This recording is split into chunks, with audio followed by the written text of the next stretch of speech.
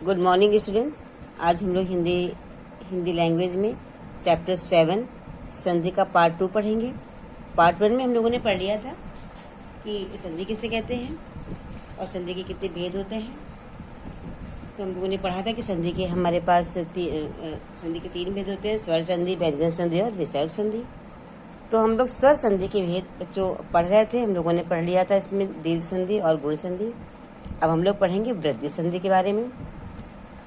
तो ये आपको बता दें कि वृद्धि संधि बच्चों क्या होती है कि वृद्धि संधि में बच्चों होता है कि जहाँ पर पहले शब्द का अंतिम वर्ण, ठीक है, पहले शब्द का अंतिम वर्ण आ या आ होता है, छोटा आ या बड़ा आ होता है, और दूसरे शब्द का प्रथम वर्ण या तो ए होगा या ए या ओ या औ, ठीक है, इतने वर्ण होते हैं। तो अगर ए या ए है तो ए की जगह ए हो जाता है, ए या ए दोनों की जगह, चाहे ए हो चाहे ए हो। जब परिवर्तन होकर जब शब्द बनेगा तो ए का उच्चारण होगा और ओ और औ की जगह औ हो जाता है। वृद्धि मतलब बड़ा, ठीक है। तो चाहे ए हो चाहे ए हो, परिवर्तन होगा ए में, ओ हो या औ हो, परिवर्तन होगा औ में। आइए इसको उदाहरण से समझते हैं कि ए में परिवर्तन कैसे होता है। देखिए ए में बच्चों परिवर्तन हो रहा है कि आ और ए मिलकर बनते हैं ए, और आ और ए मिलकर भी बनते हैं, आपका बनेगा ए, ठीक है। अब देखिए एक शब्द है हमारे पास है एक और एक, एक और एक दोनों को जोड़ा तो बन गया एक एक, क्योंकि आ और ए मिलके ए, ठीक। तो का में आ का उच्चारण आ रहा है, पहला शब्द हमारा है एक और पहले शब्द का अंतिम वर्ण में आ का उच्चारण आ रहा है, यानी कि आ और ए मिलके बन गया ए, तो शब्द हमारा बन गया एक एक। अब देखिए एक उदाहरण और समझते हैं, धन प्लस एषणा। अब इसमें भी आ का उच्चारण है, आ और ए मिलकर के बन गया धनेषणा। तो इस प्रकार से आ और ए मिलकर के ए का उच्चारण देते हैं, तो जो शब्द हमारा बनेगा उसमें ए की मात्रा लग जाएगी ऊपर। तो इस प्रकार से सब जो है शब्द वृद्धि संधि होती है। अब अगर हमारे पास ओ है, मतलब दूसरा जो हमारा शब्द है उसका पहला वर्ण ओ है, तो देखिए आ और ओ मिलके औ का उच्चारण देंगे, आ और ओ मिलकर के औ का, चाहे ओ हो चाहे औ हो, उच्चारण औ का ही आएगा, ठीक है। तो जैसे कि उदाहरण से इसको समझते हैं, अधर धन ओष्ठ, अधर प्लस ओष्ठ। अब देखिए अधर हमारा पहला शब्द का अंतिम वर्ण में आ का उच्चारण है और दूसरा शब्द का जो प्रथम वर्ण है वो ओ है, तो उच्चारण किसका निकलेगा, परिवर्तन कैसे आएगा, औ का परिवर्तन होगा, तो शब्द बनेगा अधरौष्ठ, ठीक है, अधरौष्ठ। परम धन ओज, अब ये बनेगा परम औज, मतलब कि चाहे ओ हो चाहे औ हो, जब परिवर्तन होगा तो औ ही कौ का उच्चारण ही आएगा। इस प्रकार से हमारी वृद्धि संधि में बच्चों परिवर्तन होता है। अब बच्चों हम लोग पढ़ेंगे यण संधि कि यण संधि क्या होती है। तो देखिए यण संधि में मुख्यतः 3 प्रकार से परिवर्तन होता है, ठीक है। यण संधि में 3 प्रकार से परिवर्तन होता है। कैसे कैसे होता है ये समझिए।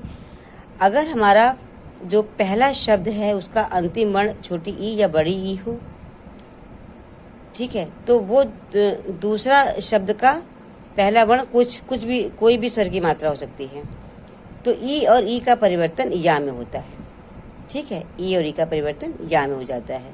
अब इसको उदाहरण से देखिए समझते हैं। अति धन अंत है, तो इसमें देखिए छोटी ई की मात्रा लगी है और अंत, तो इन दोनों का परिवर्तन या में हो जाएगा, मतलब ये जो छोटी ई की मात्रा है और आ मिलकर के बन जाएगा या, और जिस वर्ण पर छोटी की मात्रा लगी वो वर्ण आधा हो जाता है, तो हमारा शब्द बन जाएगा अत्यंत, इसका उच्चारण होगा अत्यंत। देखिए या आ गया और आधा हो गया और अंत, तो इस प्रकार से छोटी ई बड़ी ई का या में परिवर्तन होता है। छोटी ई या बड़ी ई पहले शब्द का अंतिम वर्ण होता है और दूसरे शब्द का प्रथम वर्ण कोई भी स्वर की मात्रा हो सकती है, कुछ भी। परि प्लस आवरण, देखिए एक उदाहरण है। अब इसमें जब इसको जोड़ेंगे तो बन गया पर्यावरण, ठीक है। पर्यावरण देखिए ई और आ मिलकर के बन गया या, क्योंकि यहाँ पे बड़ा आ है इसलिए यहाँ पे बड़े आ की स्वर की मात्रा आ रही है, और रा हमारा आधा हो जाएगा, तो ये देखिए ये ऊपर रा के रूप में आ जाएगा, तो पर्यावरण ये हमारा शब्द बन जाएगा पर्यावरण। जिस शब्द पे मात्रा लगी होती है छोटी की, वो शब्द हमारा आधा हो जाता है। ठीक है, क्योंकि वो मात्रा हट गई, वो मात्रा हट करके या का रूप ले लेती है। तो इस प्रकार से या जो है स्वर रहित होता है, इसलिए यहाँ पर वही मात्रा लगेगी जो दूसरे शब्द का प्रथम वर्ण होगा। ठीक है, अब देखिए, अब अगर पहले शब्द का अंतिम वर्ण हमारा छोटा ओ या बड़ा ओ है, अभी हमने पढ़ा था कि ई या छोटी ई या बड़ी ई है। अब हम पढ़ेंगे कि अगर हमारे पहले शब्द का अंतिम वर्ण छोटा ओ या बड़ा ओ है, तो दूसरे शब्द का प्रथम वर्ण कोई भी अन्य स्वर हो, वो वा में परिवर्तन हो जाता है। ठीक है, वा में। उदाहरण से इसको समझते हैं। सुधन अल्प। अब देखिए, इसमें छोटा ऊ है और आ है, तो ऊ और आ मिलके क्या बन जाएगा? वा। स्वल्प। क्या बन गया? स्वल्प। अब देखिए, सुधन आगत है, यहाँ पे हमारे पास छोटा ऊ है और ये बड़ा आ है, तो ये बड़ा, तो ये मतलब इसमें बड़े की मात्रा का आएगा, तो वा में बड़े की मात्रा लगा देंगे, तो वा का उच्चारण आएगा बड़े का। तो सुधनागत स्वागत साधा हो जाएगा और वाह। ठीक है, चूँकि बड़े की मात्रा है तो वो वाह में लग गई, तो बन गया शब्द हमारा स्वागत। इस प्रकार से परिवर्तन छोटा ऊ और बड़ा ऊ का वाह में होता है। ठीक है, अब अगर छोटा आ है तो फिर वाह बनेगा, और अगर जो दूसरा शब्द हमारा अगर बड़े आ की मात्रा आ रही है तो फिर वो जो है बड़ा, उसमें बड़ा की मात्रा लग जाएगी। अब जैसे कि स्वल्प है और ये स्वागत, ये अन्वेषण और ये बद्धागमन। अब देखिए, अगर हमारा पहला शब्द का जो अंतिम वर्ण री है, 3 परिवर्तन आपको बताए थे ना यण संधि के। एक तो ई से या में होता है, ऊ से वा में होता है, और री से रा में। तो अगर पहले शब्द का अंतिम वर्ण हमारा री है, तो दूसरे शब्द का प्रथम वर्ण कोई भी स्वर हो, कोई भी, तो उस री का रा में परिवर्तन हो जाता है। री का रा में परिवर्तन हो जाता है। कैसे होता है? देखिए, एक शब्द हमारा है पितृ, दूसरा है अनुमति, तो जब इन दोनों को जोड़ा तो बन गया पित्रानुमति। देखिए, रा की मात्रा आ रही है ना, तो रा की मात्रा आ रही है, तो इस प्रकार से री का रा में परिवर्तन हो जाता है। अब एक सब उदाहरण से और समझते हैं। मात्र धन इच्छा। देखिए, मात्र री का उच्चारण इसमें है और प्लस इच्छा, जब इन दोनों को जोड़ेंगे तो रा में परिवर्तन हो जाएगा, तो शब्द हमारा बन जाएगा मातृक्षा। ठीक है, मातृक्षा। देखिए, इसमें रा का उच्चारण आ रहा है ना, तो इस प्रकार से और जिस पे मात्रा लगी होती है वो तो आधा हो ही जाता है, इसलिए ता हमारा आधा हो गया। ठीक है, तो मातृच्छा। इसी प्रकार से मातृ धन उपदेश, मातृपदेश। तो ये इस तरह से हमारे इसमें यण संधि में री में परिवर्तन होता है। अब बच्चों हम पढ़ेंगे आयादी संधि। आयादी संधि में क्या होता है कि इसमें भी 3 प्रकार से इससे परिवर्तन होता है। इस प्रकार से यण संधि में 3 प्रकार से परिवर्तन, वैसे ही आयादी संधि में भी 3 प्रकार से परिवर्तन होता है। यहाँ पर ए से ए में, ठीक, अगर मान लीजिए कि पहला हमारा जो शब्द है वहाँ पर अगर ए है तो ए में हो जाएगा, और अगर ए है तो आय हो जाएगा। अगर हमारा पहले शब्द का अंतिम वर्ण ए है और दूसरे शब्द का प्रथम वर्ण कोई भी स्वर की मात्रा हो, तो पहले स्वर का अंतिम वर्ण अगर ए है तो ए का परिवर्तन ए में हो जाता है, और अगर ए है तो आय में हो जाता है। अगर ओ है, पहले शब्द का अंतिम वर्ण अगर ओ है तो औ में परिवर्तन होता है, और अगर औ है तो आव में परिवर्तन होता है। तो इस प्रकार से हमारे ये आयादी संधि के बच्चों परिवर्तन होते हैं। चलिए इसको उदाहरण से हम लोग जैसे समझते हैं कि जैसे एक शब्द हमारा है चे प्लस अन। अब देखिए, ए और आ मिलकर के बन गया, अभी हमने आपको बताया था कि ए उसका उच्चारण आता है, तो देखिए शब्द बन गया हमारा चयन। ने प्लस अन नयन, इन दोनों में देखिए आ का उच्चारण आ रहा है ना। अब अगर हमारे पास कोई ऐसा शब्द है जिसमें ए की मात्रा है, अब जैसे देखिए गए प्लस इका, ठीक है, अभी ए है ना, तो क्या बनेगा? आय बनेगा, तो गायिका बन गया। ठीक है, क्योंकि अभी बताया था कि अगर ए है तो आय होगा, ए है तो आय होगा, तो गायिका। न प्लस नायक, इस प्रकार से परिवर्तन होता है। ओ से औ में देखिए कैसे होता है परिवर्तन, उदाहरण से इसको समझते हैं। हो एक शब्द है, पहला शब्द हमारा क्या हो है, इसमें देखिए अंतिम वर्ण हमारा ओ का उच्चारण आ रहा है। ओ और आ मिलके बन गया ओ की मात्रा, ओ। ठीक है, औ मतलब उच्चारण जो निकलेगा वो औ बनेगा, तो ओ और आ का जब जो शब्द बनेगा तो उच्चारण में औ आएगा। अब देखिए ये आ, ये ओ और आ मिलके बन गया अव। तो क्या बना हमारा शब्द हवन, हवन। देखिए इसमें आव का उच्चारण आ रहा है ना, तो बन गया हवन। पो प्लस अन पवन, पो प्लस इत पवित्र। इस प्रकार से ओ से अ में परिवर्तन होता है। अ से आ में परिवर्तन कैसे होता है, देखिए नौधनिक, नौधनिक तो आ बनेगा तो नाविक, पौधन अक पावक, भौधनुक भावुक। तो इस प्रकार से अ से आ में परिवर्तन हो जाता है। अब हम लोग बच्चे पढ़ेंगे हमारी दूसरी संधि थी कि व्यंजन संधि। व्यंजन जैसा कि नाम से ही प्रतीत होता है कि व्यंजन वर्णों का योग इसमें होगा। अभी तक हम लोगों ने पढ़ा था स्वर संधि, तो उसमें स्वर वर्णों का मेल था। और व्यंजन संधि में बच्चों, व्यंजन संधि में स्वरों के मेल होने वाले परिवर्तन के बारे में हम लोगों ने अभी पढ़ा था स्वर संधि में। किंतु स्वर और व्यंजन के मेल से जो परिवर्तन होता है उसे हम कहते हैं व्यंजन संधि। तो व्यंजन संधि में व्यंजन का व्यंजन वर्णों से मेल होगा या फिर व्यंजन का स्वर वर्णों से मेल होगा, ठीक है। और परिवर्तन होकर जो विकार उत्पन्न होगा वो हमारा व्यंजन संधि कहलाएगा। अब देखिए बच्चों, इसमें स्वर व्यंजन में परिवर्तन के कुछ नियम हैं, ठीक है। कि हम लोगों ने व्यंजन में पढ़ा है कि कवर्ग होता है, चवर्ग होता है, टवर्ग होता है, तवर्ग होता है और पवर्ग होता है। तो इसमें परिवर्तन किस प्रकार से होता है, देखिए अगर हमारा पहले शब्द का अंतिम वर्ण का है तो का परिवर्तन गा में हो जाएगा। ये बच्चों आपको याद करना पड़ेगा, ठीक है, कि का से वो गा में परिवर्तन हो जाएगा। और अगर हमारा जो है चवर्ग का है तो चा है तो चा से उसका परिवर्तन जा में हो जाएगा, ठीक है। मतलब तीसरे जो शब्द है कि मैं इसमें जो है पहले वर्ण का अगर पहला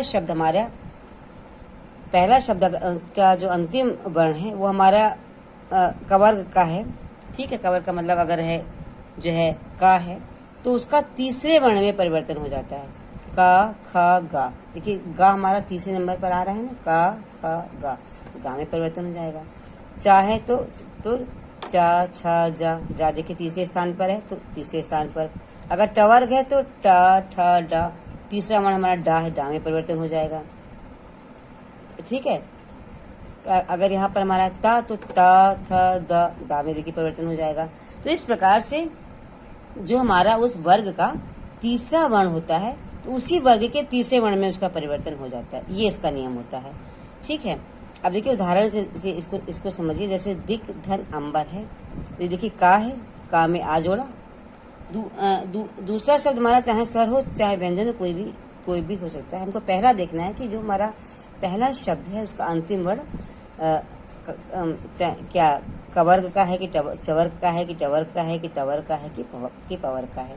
अगर कवर्ग का है तो उसी के तीसरे वर्ण में परिवर्तन होगा। चवर्ग का है तो चवर्ग में होगा, टवर्ग का है तो टवर्ग में होगा, तो उसी के अनुसार होता है। तो आप देखिए क और आ मिलकर के बन गया ग, तो शब्द हमारा बन गया दिगंबर, ठीक है। अब अच धन अंत अचंत, देखिए चा में परिवर्तन हो गया।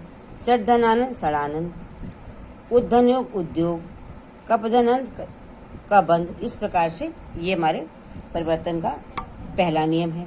दूसरा नियम बच्चों देखिए क्या है कि व्यंजन संधि का एक और परिवर्तन होता है इसमें, कवर्ग चवर्ग टवर्ग तवर्ग पवर्ग। इसका अगर पहला यानी का चा टा ता पा शब्द आया हो तो उसी वर्ग के पांचवें वर्ग, अभी हम लोगों ने पढ़ा था कि तीसरे वर्ग में परिवर्तन होता है।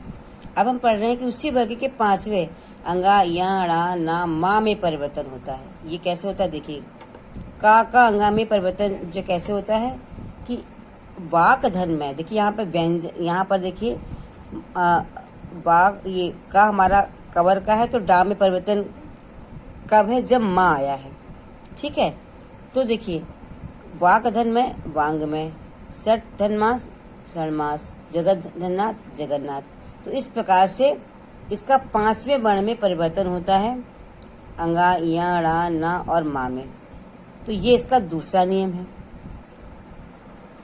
देखिए एक इसमें परिवर्तन आपको बच्चों और बताते हैं कि अगर व्यंजन वर्ण हमारा छा है तो छा से पहले या छोटा बड़ा छोटी बड़ी छोटी उ री ये वर्ण अगर आता है तो छा से पहले वाला जो स्वर है वो उसका परिवर्तन चा में हो जाता है, ठीक है। उसका परिवर्तन जो होता है चा में। तो इस प्रकार से ये तीसरे नियम का परिवर्तन होता है। देखिए अब देखिए जैसे एक शब्द हमारा है स्व और छंद, तो देखिए आ है, पहला वर्ण हमारा आ, ये दूसरे पहले शब्द का अंतिम वर्ण हमारा आ है और दूसरे शब्द का प्रथम वर्ण हमारा है छा। तो शब्द हमारा क्या बना, इस छा का परिवर्तन हो गया चा में, तो शब्द हमारा बन गया स्वच्छंद। तो ये इसका बच्चों जो नियम होता है कि अगर छा के पहले छोटा हो, चाहे बड़ा हो, छोटी ऊ या री हो, तो उसका च आधा चा में परिवर्तन हो जाता है। अब देखिए अगर ना के पहले, यानी कि जो दूसरा शब्द का पहला वर्ण अगर हमारा ना है, ठीक है, ना है, तो ना से पहले यदि री हो या रा हो या शा हो तो अड़ा में परिवर्तन हो जाता है। देखिए कैसे, री और ना है तो ऋण बन गया, ठीक है, तो उसका परिवर्तन अड़ा में हो जाता है। हर और ना हरण हो गया, आ है और ना है, तो ये इसका चौथा नियम है। तो और अब देखिए अब पांचवा नियम इसका क्या है कि व्यंजन संधि के अंतर्गत यदि संधि के पहले शब्द के अंत में ता और दूसरे शब्द के प्रारंभ में छ, च, छ, ज, ट, ड हो या ला हो तो ता उसी वर्ग का स्वर रहित रूप ले लेता है, उसी वर्ग का, मतलब च, छ, ज, ड, ल इसमें बदल जाता है। इसको देखिए उदाहरण से इसको समझिए। त का चा में परिवर्तन देखिए कैसे हुआ, उत धन चारण, उत धन चारण, तो अभी ये जो त है इसका ही च छोटे चा में आधे चा में परिवर्तन हो जाएगा, तो हमारा शब्द बन जाएगा उच्चारण। ये चारण तो हमारे पास पहले से ही है और ये ताव बन गया आधा चा। तो इस प्रकार से उसका च, छ, ज और डा में परिवर्तन होता है। एक हम लोग जा में परिवर्तन देखते हैं, देखिए जगत जननी, जगत और जनी, तो ता का जा में परिवर्तन हो जाता है। कैसे, देखिए त ज तो जगत जननी बन गया। तो इस प्रकार से च, छ, ज, ड और ला हो तो उसी वर्ग का स्वर रहित च, छ, ज, ड, ला में परिवर्तन हो जाता है। इस प्रकार से ये बदलता है।